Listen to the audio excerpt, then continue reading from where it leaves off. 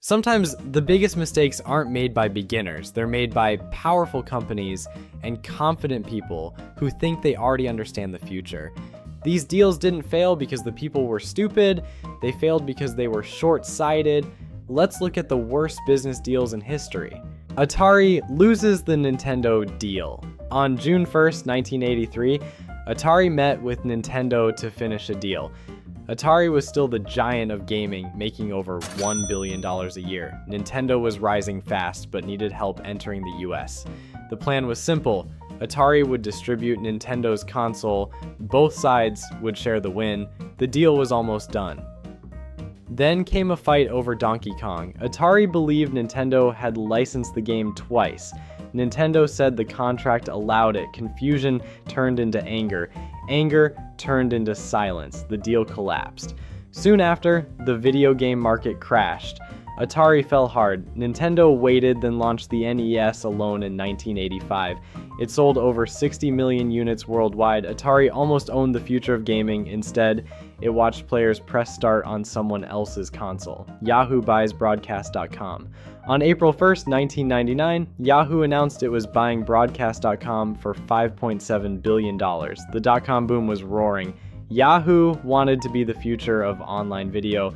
Broadcast.com looked like tomorrow. It streamed sports, radio, and grainy clips to about 570,000 weekly users.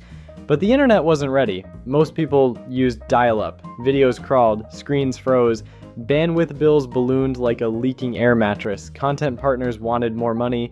Users wanted faster speeds that didn't exist yet. Inside Yahoo, integration stalled. Teams argued, the platform aged overnight, growth slowed, then stopped. By 2002, Broadcast.com was quietly shut down. Mark Cuban walked away rich, Yahoo walked away lighter. Turns out the only thing that streamed perfectly in 1999 was Yahoo's money, and the lesson arrived late, buffering the whole time. Disney gives Oswald away. On March 4th, 1928, Walt Disney went to New York to renew a contract. His studio's success depended on one character, Oswald the Lucky Rabbit. Disney expected a raise. Instead, he got a trap. The distributor told him Universal owned Oswald. They cut his pay. They had already hired away most of his animators. Disney had no rights, no leverage, no character. Walt walked out with nothing. On the long train ride home, angry and nearly broke, he started sketching. Round ears, big eyes, a happier face. That sketch became Mickey Mouse. Oswald stayed behind. Mickey debuted later that year and built a global empire. Disney lost a rabbit, but the mouse paid him back in billions. Sometimes losing everything gives you room to build something better. Selling the Beatles music rights. In 1969, the Beatles didn't fully own their own songs. Their music publisher, Northern Songs, was put up for sale without their control. John Lennon and Paul McCartney each owned about 15%. They tried to buy more. They were too slow. A company called ATV moved faster and bought the catalog for £1.5 million. Suddenly, the Beatles didn't own Hey Jude, Yesterday, or All You Need Is Love. Years later, in 1985, ATV sold the catalog again. Michael Jackson bought it for $47.5 million. The greatest band in history ended up paying royalties to sing their own songs. Turns out writing the music was easy, owning it was the hard part. NBC sells its Hulu stake. In 2019, NBC owned 33% of Hulu.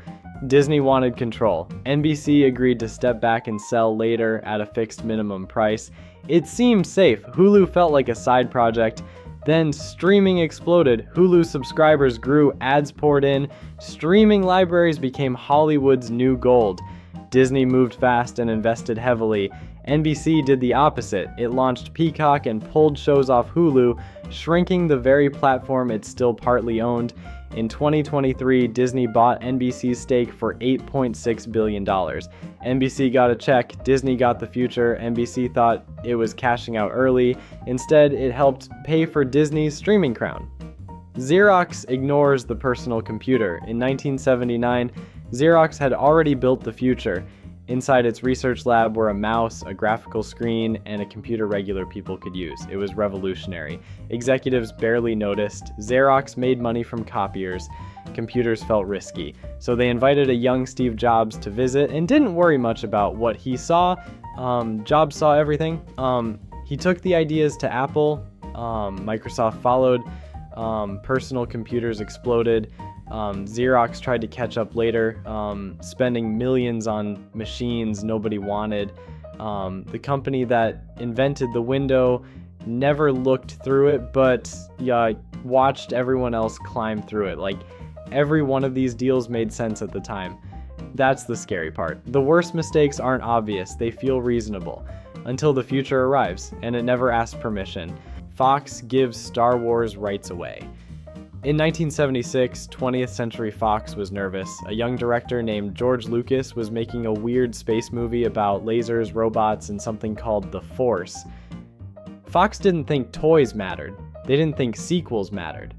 They just wanted to control the movie, so Lucas made a deal. He took less money up front and asked for something Fox didn't care about: merchandising and sequel rights. Fox executives shrugged and agreed. They thought toys were childish. They thought no one would want action figures from a strange sci-fi film. Then Star Wars released in 1977. Kids wanted everything: toys, shirts, posters, lunchboxes. Fox owned the movie. Lucas owned the universe. Merchandise made hundreds of millions, then billions. Fox kept the ticket sales. Lucas built an empire. The studio that didn't believe in space wizards ended up giving away the galaxy. Google buys Motorola. On August 15, 2011, Google announced it was buying Motorola Mobility for $12.5 billion. CEO Larry Page said the deal would protect Android with thousands of valuable patents and help Google compete against Apple. On paper, it sounded smart, but Motorola came with baggage. The company was losing over $1 billion a year. Its phones were late, bulky, and couldn't keep up with Samsung or Apple. Google tried to fix things. New phones launched, new teams formed. Nothing clicked. Inside Google, problems grew. The Android team wanted partners to succeed. Motorola was now a competitor. Tension slowed everything down. By 2014, Google gave up. It sold Motorola to Lenovo for $2.9 billion, keeping only the patents. More than $9 billion vanished. The deal meant to protect Android proved something else instead. Google didn't need a phone company, just better math. HP buys Autonomy. On August 18, 2011, HP announced it was buying Autonomy for $11.1 billion. CEO Leo Apotheker said the deal would turn HP from a printer company into a sleek software giant. Wall Street frowned. The price was huge. Analysts blinked. HP stock dropped almost 20% the next day, like a printer jam nobody could fix. After the deal closed, problems surfaced fast. Revenue numbers didn't line up. Auditors raised red flags. Internal reviews found gaps where profits were supposed to be. 1 year later, HP wrote down $8.8 billion, nearly the entire purchase. Executives blamed Autonomy. Autonomy blamed HP. Shareholders stared at the damage. HP wanted a bold transformation. Instead, it bought one of the most expensive mistakes in corporate history. The bill arrived before the future ever did. It became one of the most expensive oops moments in corporate history. Buying Skype. In 2011, Microsoft bought Skype for $8.5 billion. At the time, Skype was famous. Free calls, video chats, a blue logo everyone recognized. Microsoft said Skype would change communication across Windows, Xbox, and phones. But Skype had problems. It wasn't making money. Calls dropped, servers lagged, the code didn't play nicely with Microsoft systems. Meanwhile, competitors moved fast. Apple launched FaceTime, Google pushed Hangouts, WhatsApp exploded. Inside Microsoft, something else was growing quietly. Microsoft Teams. Teams worked better for work. It added features Skype couldn't match. By 2017, Skype for Business was replaced. By 2021, consumer Skype barely mattered. Microsoft paid billions for a product it eventually replaced with its own. Sometimes the biggest mistake isn't buying the wrong thing, it's buying something you were already building better.